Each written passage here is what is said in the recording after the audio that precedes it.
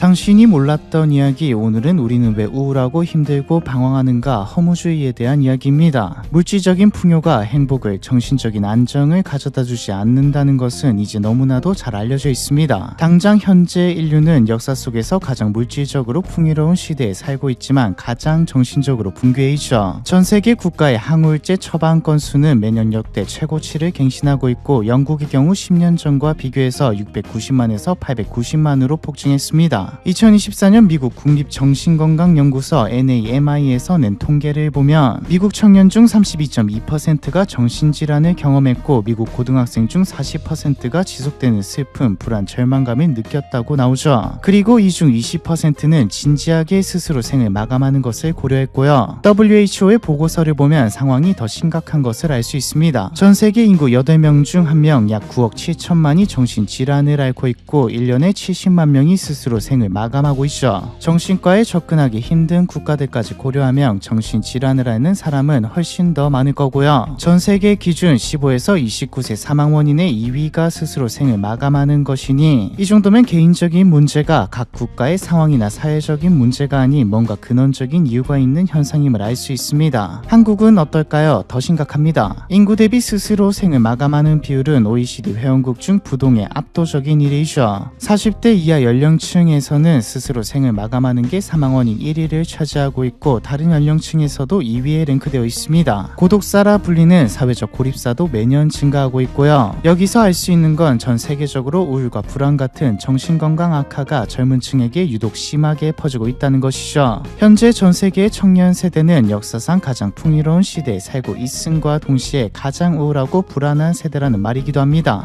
물론 국가마다 이유야 있을 겁니다. 당장 한국은 교육 문제, 경쟁 문제, 취업 문제 등 떠오른 것만 해도 한두 가지가 아니죠. 그럼 교육에서도 문제 없었고 경쟁도 안 해도 되는 환경이고 취업도 문제 없다면, 부모님까지 잘 산다면 정신적인 문제에서 자유로울까요? 아니죠. 이런 식으로 따지면 과거의 사람들이 더 우울하고 정신적으로 힘들어야 했던 게 맞습니다. 현재 청년층이 가장 정신적으로 불안한 세대가 된 근본적인 원인은 따로 있습니다. 삶에 대한 비관, 삶의 의미 상실, 즉 니체가 예언했던 허무주의의 시대가 도래한 거죠. 지금 내 삶이 어떤지도 어떤 환경인지도 중요하지만 이걸 뒤로하고도 삶의 목적 상실과 절망이 근본적인 이유입니다. 스스로 생을 마감하는 사람이 폭증하는 건 허무주의, 삶의 목적도 없고 내 힘으로 어쩔 수 없다는 절망이 충동으로 이어진 결과죠. 죽음에 대한 충동으로 이어지는 걸 따지지 않아도 사람들, 젊은 층이 허무주의에 빠져 있다는 것을 알 수 있는 대목이 있습니다. 죽음에 대한 인식이죠. 제가 30살인데 주변 사람들도 비슷한 나이대고 같이 일하는 사람들도 비슷한 나이대입니다. 이야기를 하다가 죽음에 대한 이야기가 나오면 짜놓은 것처럼 나오는 말이 지금 죽어도 상관없다, 별로 삶에 대한 미련이 없다, 이런 것들이죠. 직업이 없는 것도 돈을 못 버는 것도 그닥 상황이 힘든 것도 아닌데도 똑같이 이 말을 합니다. 이건 단순히 삶의 의지가 없는 상황에 대한 비관이 아니라 우울증에 걸린 게 아니라 지금 젊은 층이 삶의 의미를 찾지 못했기 때문에 허무주의에 빠져있기 때문이죠. 이렇게만 들으면 뭔 소리지 싶을 수 있지만 오늘 이야기를 다 듣고 나면 이해가 되실 겁니다. 그럼 본격적으로 시작해보죠. 신은 죽었다, 신은 죽어있다, 그리고 우리가 그를 죽였다, 살인자 중에 살인자인 우리는 어떻게 안식을 얻을 것인가. 너무 유명한 말이죠. 하지만 또 이게 뭘 의미하는지는 잘 알려져 있지 않습니다. 미디어에서도 단순히 무신론적인 맥락으로 사용되지만 이 말의 핵심은 무신론이 아니라 뒤의 말, 우리는 어떻게 안식을 얻을 것인가가 핵심이죠. 인류는 지구에 존재하는 모든 생명체 중 유일하게 태어났으니 사는 것을 넘어 모든 것의 시작이 어디인지 끝은 어디인지 삶의 의미는 무엇인지에 대한 질문을 던집니다. 인간이 아닌 다른 곤충들, 동물들은 그냥 살고 심지어 잘 삽니다. 저희 집 강아지 솜탕이도 삶의 의미를 찾기보단 먹고 산책하고 자고 놀기만 해도 행복하게 잘 살죠. 옆집 뽀삐가 굳이 목줄을 한다고 해서 부러워하지도 않고요. 하지만 인간은 아닙니다. 이렇게 살다가 죽는 건가라는 생각은 모든 사람이 한 번쯤은 다 해봤을 법한 생각이죠.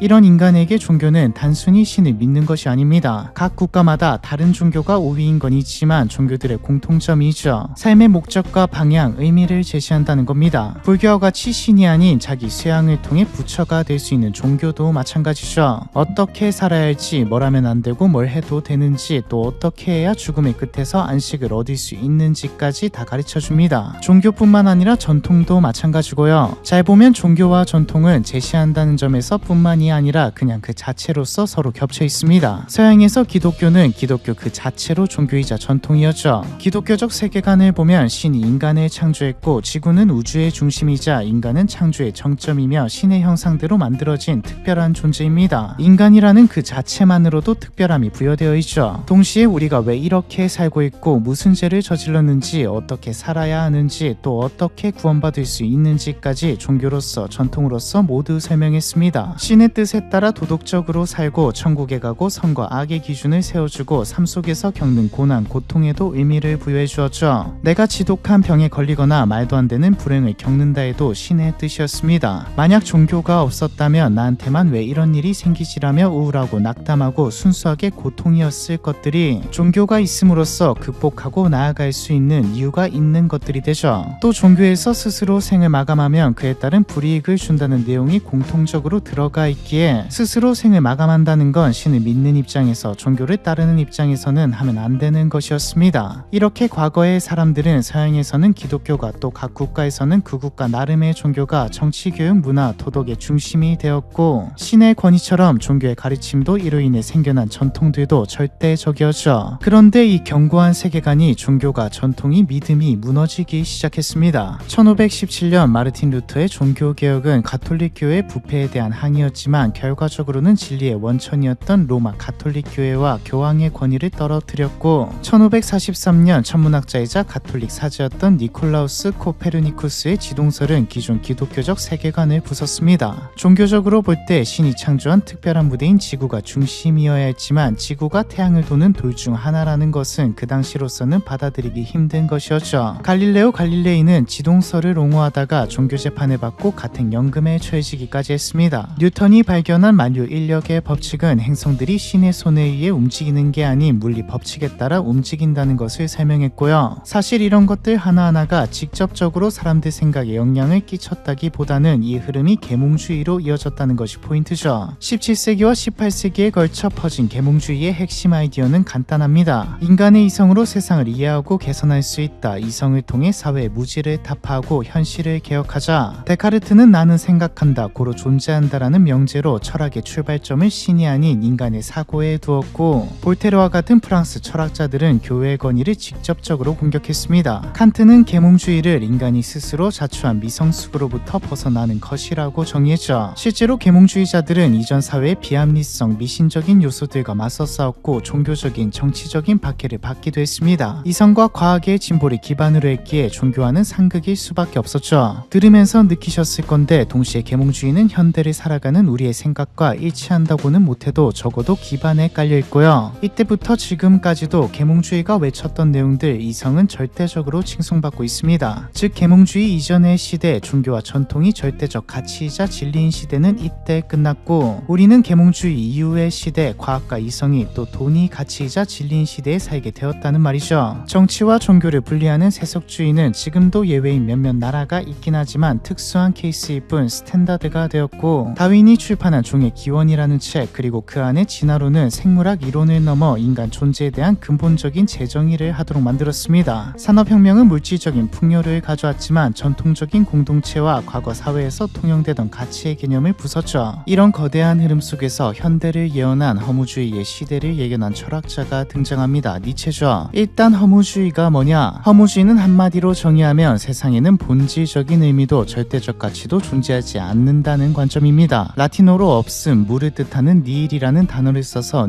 니힐리즘이라고 불리죠. 사실 허무주의가 등장하는 건 당연한 수순이기도 했습니다. 절대적인 가치를 가진 것들, 마땅히 그 사회에서 살아가는 사람이라면 따라야 할 것들, 왕정이나 종교가 절대적인 위치에서 내려오고 계몽주의가 퍼지면서 신에 대한 믿음도 옅어진 데다 이쯤 이성으로도 진리를 찾을 수 없다라는 의견이 팽배해졌거든요. 과학으로도 이성으로도 경험으로도 철학자들이 찾는 진리에는 믿고 따르고 기댈 수 있는 절대적 가치에는 도달할 수 없었습니다. 19세기는 종교와 질서가 흔들리는 계몽주의가 외치던 이성의 시대이자 동시에 이것들을 대체할 수 있는 무언가를 찾아봤지만 찾을 수 없던 그런 시대였단 말이죠. 이 거대한 가치의 공백을 캐치해낸 게 니체였습니다. 1882년 책 즐거운 학문에서 니체는 우화적으로 허무주의를 설명합니다. 광인이 대낮에 등불을 켜고 시장통을 달리며 신을 찾고 있다며 소리를 지르는데 시장에 모인 무신론자들은 광인을 비웃죠. 그러자 광인은 비웃는 사람들에게로 가서 말합니다. 신은 어디에 있지? 나 너희에게 너희에게 말하고 싶다. 우리가 신을 죽여버렸다. 너희와 내가 우리 모두는 신을 죽인 자들이다. 그러나 우리는 어떻게 이러한 일을 해내었단 말인가? 어떻게 우리가 바닷물을 다 마셔버릴 수 있었단 말인가? 누가 우리에게 지평선 전체를 닦아버릴 수 있는 스펀지를 주었단 말인가? 지구가 해의 궤도에서 풀려났을 때 우리는 무엇을 하고 있었나? 지구는 어디로 움직이고 있나? 우리는 어디로 가고 있나? 모든 항성으로부터 멀어져 가고 있나? 우리는 계속해서 추락하고 있는 것이 아닌가? 후진하고 있나? 측면으로 가고 있나? 직진하고 있나? 아니면 모든 방향으로 가고 있는 건가? 아직도 위쪽이 있고 아래쪽이 있나? 우리는 끝없는 허공을 방황하는 건가? 허공의 흐름을 느끼지 못하면서 더 추워지는 거 아닐까? 계속해서 저녁만 반복되는 거 아닌가? 신은 죽었다. 신은 죽어있다. 그리고 우리가 그를 죽여버렸다. 어떻게 우리는 스스로를 위로할 것인가? 살인자 중에 살인자인 우리는 대충 해석하면 이런 내용입니다. 계몽주의 이후 과학과 이성이 부흥하면서 더 이상 사람들이 전통적 신앙에 의지하지 않게 된 상황에서 우주와 인간에 대한 종교적 설명을 과학적 발견들이 대체해나가는 상황에서 도덕이 신이 아니라 이성에 기반한 보편 윤리가 되어가는 상황에서 즉 신 없이도 살아갈 수 있는 상황을 인간이 스스로 신을 살해했다고 말하고 있는 것이죠. 성과 악, 진리와 거짓을 구분해주던 초월적 기준이 소멸하면서 이 자리에 이성과학, 진보가 들어섰지만 어떻게 우리는 스스로를 위로할 것인가? 니체는 이것들이 인간에게 삶의 의미, 살아가야 할 이유를 왜를 제시하지 못할 것을 인간 이성으로 세계의 근원을 파악하려는 시도가 도리어 결국 아무것도 믿을 수 없다는 결론으로 즉 허무주의의 시대가 필연적으로 도래할 것이라 예견했습니다. 왜 존재하는지, 삶의 목적은 무엇인지, 성과학은, 고통의 의미는 죽음은 무엇이고 이후에는 뭐가 있는지, 결과적으로 왜 살아야 하는지, 의미가 뭔지에 대한 답을 찾지 못한 채 사람들이 심적으로 방황하는 시대가 올 것이라 말이죠. 하나 더 눈여겨볼 게 신의 죽음은 이미 일어난 일이고 시장의 사람들, 무신론자들도 알고는 있지만 그 의미는 알지 못하고 있다는 것이죠. 만약 시장의 무신론자들이 진정으로 신이 죽었다는 의미를 알고 있었다면 광인을 비웃을 수 없었을 테니까요. 실제로 광인은 이렇게 말합니다. 나는 너무 일찍 왔다. 내 때가 아직 아니다. 이 엄청난 사건은 아직 진행 중이고 떠돌고 있다. 아직 인간의 귀에 도달하지 않았다. 니체는 당시가 과정일 뿐 결과가 허무주의가 드러나기까지는 수세대가 걸릴 것이라 봤습니다. 그리고 지금 우리가 살고 있는 이 순간이 허무주의의 시대가 도래한 시대인 거죠. 그럼 왜 하필 지금일까요? 가치의 공백이 현실화되었고 아무도 가치를 제시하지 못하고 있거든요. 니체는 우리가 신을 잃었으니 차라리 이념이나 집단에 의존하여 의미를 찾으려 들지 모른다라고도 말했습니다. 이 말처럼 신과 전통이 사라진 자리에 새로운 이념과 집단이 자리 잡아서 삶의 의미와 충성할 것들, 맹목적으로 따라야 할 것들이 등장했죠. 공산주의, 파시즘, 민족주의 같은 것들입니다. 공산주의는 인간의 노동자 계급이라는 정체성으로, 파시즘은 우수한 인종이라는 신화로 각 사회에서 역할과 목적의식을 부여했죠. 더 이상 사람들은 하늘의 신에게 자신의 삶을 바치지는 않았지만 결과적으로는 같았습니다. 공산주의는 종교를 배척했지만 하나의 종교와 같았죠. 이 시기 사람들은 사상이나 이념에 때때로는 사람에게 자신의 삶을 바치고 이것들이 만든 이론들, 의미를 맹목적으로 따르며 삶의 의미를 찾았죠. 2차 세계대전이 끝나면서 절대적 가치 행세를 하던 이념과 집단들은 소멸했습니다.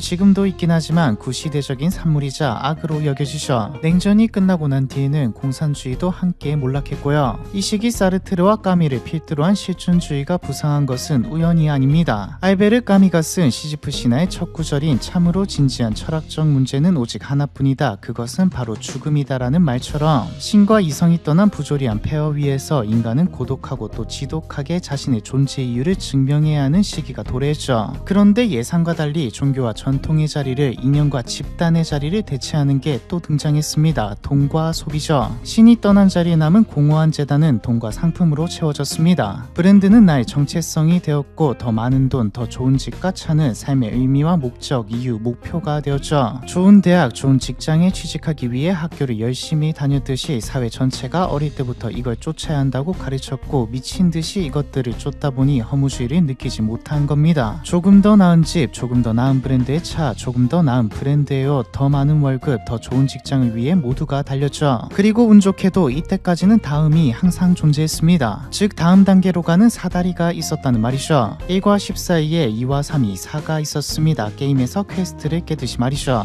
이렇게 하면 이게 될 수 있고 이런 과정을 견뎌내거나 해내면 사회는 보상을 주었습니다. 고통의 대가가 지위, 상품, 돈이었던 셈이죠. 점점 목표를 달성하기 생활하기 힘들어져 가긴 했지만 그래도 경제가 성장하고 돈이 돌면서 5년 10년 묵묵히 고통의 시간을 보내며 일하면 집을 살 수 있다는 목표가 다음이 존재했습니다. 10은 아니어도 2, 3, 4를 잘 밟으면 7까지는 갈 수 있다는 희망이 있었죠. 이제 지금 허무주의가 판치고 있는 이유, 특히 청년들에게 많이 나타나는 이유도 설명됩니다. 현재 청년층은 다음이었거든요. 돈을 잘 안 모으고 버는 대로 쓰는 사람들이 늘어난 것도 이걸로 설명됩니다. 이때까지 사회에서 정답이고 밟아야 할 루트였던 것들이 국가마다 조금씩 다르겠지만 한국으로 치자면 직장에 취직해서 일하면서 돈을 모으고 이걸로 집을 사는 계단들이 사다리가 무너졌기 때문이죠. 2, 3, 4를 밟는 것 자체가 힘들어졌고 밟더라도 5회, 6에 도달하기란 너무 힘들어진 겁니다. 그러니 전부 그냥 할 수 있는 최선 3쯤에서 그만하자가 되면서 다음이 사라지는 것이죠. 신과 전통, 이념, 집단, 돈과 소비가 제시했던 삶의 의미, 절대적인 가치, 따라야 할 것들이 니체의 예언대로 공백이 되어버린 겁니다. 꼭 부동산을 사야 하냐? 뭐 안 사도 되죠. 그럼 다음을 따라야 할 가치를 제시해줘야 하는데 현대사회는 제시해주지 못합니다. 스스로 찾으라고요? 이게 쉽지 않습니다. 이제부터 이 이야기를 해보죠. 여기까지만 보면 암울한 시대고 앞으로도 암울할 것 같고 허무주의는 우리를 끝내 집어삼킬 것만 같지만 사실 니체는 허무주의가 파국으로 끝날 거라고 생각하지만은 않았습니다. 어떻게 우리는 스스로를 위로할 것인가에 대한 답도 제시해놨죠. 니체는 가치가 무너진 공백이 발생한 허무주의의 시대에 사람들이 두 가지 모습을 취할 거라 예상했습니다. 일단 수동적 허무주의와 능동적 허무주의를 구분해야 하는데 좀 간단하게 말하면 수동적 허무주의는 어차피 의미가 없으니 안 하겠다고 능동적 허무주의는 뭐라도 하겠다죠. 수동적 허무주의에 빠진 사람들은 마지막 인간이라 불립니다. 무너진 가치 위에 앉아서 안락함과 쾌락만을 추구하는 거죠. 마지막 인간은 별을, 이상을 동경하지 않고 위험을 감수하지 않으며 나태한 만족을 찾아 나섭니다. 우리는 행복을 발견했다고 말하지만 이건 삶의 의미가 아닌 현실에 대한 안주일 뿐이고 결국에는 삶은 무의미하다고 느끼게 되죠. 다른 모습은 위버맨시 초인입니다. 가치가 없음을, 가치의 공백을 인식하고 인정하면서도 스스로 새로운 가치를 창조하는 부류죠. 능동적 허무주의는 초인이 되기 위한 과정에 가깝습니다. 니체 자신도 초인은 먼 미래의 목표임을 말하며 대부분의 사람들에게는 버거운 이상임을 인정했고 실제로도 힘든 게 사실이지만 사실 우리는 초인이 될 필요까지는 없습니다. 신과 전통의 자리를 이념이, 돈과 소비가 채웠지만 완벽히 대체한 적은 한 번도 없었습니다. 하지만 사람들은 역사 속에 살았다면 우리는 가치의 공백을 느끼지 못하고 잘 살아왔죠. 즉 우리에게는 초인 같은 거대한 이상이 아니라 다음만 있으면 됩니다. 이 다음을 니체는 힘의 의지라는 개념으로 말하고 있죠. 살아있는 것을 발견한 곳마다 나는 힘의 의지를 발견했다. 그리고 섬기는 자의 의지에서조차 지배하려는 의지를 발견했다. 니체는 생명체라면 누구나 단순히 생존을 넘어 스스로를 확장하고 능력을 발휘하려는 욕구가 있다고 봤습니다. 힘의 의지는 결국 자기 극복입니다. 기존의 가치가 허구임을, 아무것도 없다는 것을 알았다면 정면으로 받아들이고 자신의 나약함을 극복하고 한계를 조금씩 넘어서는 자신만의 다음을 만들라는 말이죠. 역설적으로 이건 가치를 파괴하는 행동입니다. 이때까지 절대적 가치였던 것들을 부수고 사회가 만들어 놓은 다음을 부수고 나 자신만의 다음을 만드는 것이니까요. 말은 거창한데 별게 아닙니다. 수동적 허무주의자가 유행과 타인의 시선에 끌려다니고 그냥 산다면 타인의 시선과는 별개로 자신이 좋아하는 취미에 몰두하고 조금 더 나은 날을 위해서 운동을 하거나 작은 목표를 세우는 것 자체가 전부 힘의 의지가 발현하는 거죠. 괜히 니체가 망치를 든 철학자라 불리는 게 아닙니다. 니체가 제시한 개념들을 행하려면 허무주의를 받아들인과 동시에 기존의 가치를 사회가 제시한 이렇게 해야 성공한 삶이다를 무시하고 부숴야 가능하니까요. 즉 성공의 절대적 가치라고 여기시는 것들, 명문대, 대기업, 외제차, 서울 아파트를 부숴야 가능한 일입니다. 물리적으로 부수자는 말은 당연히 아니고요. 오늘 영상을 한마디로 정리하면 자신만의 다음이 있는 삶을 살자 정도겠네요. SNS에서 보이는 꾸며진 남의 삶을 보며 부러워하지도 말고 사회가 세워놓은 기준에 내 행복을 맞추지도 말고 평균 연봉보다 좀 높다고 만족해 하지도 말고 낮다고 우울해하지도 말고 그냥 자신의 삶을 살자입니다. 정확히는 절대적인 가치라는 건 없으니 자신만의 가치를 정하고 발전시켜 나가자죠. 살다 보면 같은 상황에 별것 없는데도 열정 넘치고 활기차게 사는 사람들이 있습니다. 이 사람들은 가르쳐주지 않았음에도 어쩌다 스스로 자신만의 다음을 찾아서 살고 있는 사람들이죠. 사실 오늘 내용은 제가 방황하면서 혼자서 삶의 의미가 뭘까, 왜 살지라는 생각을 하면서 혼자서 막 찾아보고 한 내용이기도 합니다. 이게 정답은 아니라는 거죠. 그래도 나름 설득력이 있는 이야기라고 느껴서 이렇게 생각하면서 산다고 손해볼 것도 없고요. 사실 뭐 제가 찾은 것도 아니고 니체가 해놓은 것들이 다지만요. 여러분의 다음은 무엇인가요? 절대적 가치 가치인 척했던 것들을 부술 준비가 되어 있으신가요? 무언가를 맹목적으로 믿지도 따르지도 않고 스스로 자신만의 가치를 만들 준비가 되었다면 조금은 더 허무주의에서 벗어날 수 있지 않을까, 행복해질 수 있지 않을까 싶습니다. 다음 실패는 더 나은 실패가 되기를 바라면서, 아니 노력하면서 말이죠. 우리는 왜 우울하고 힘들고 방황하는가, 허무주의에 대한 이야기, 이번 편은 여기까지입니다.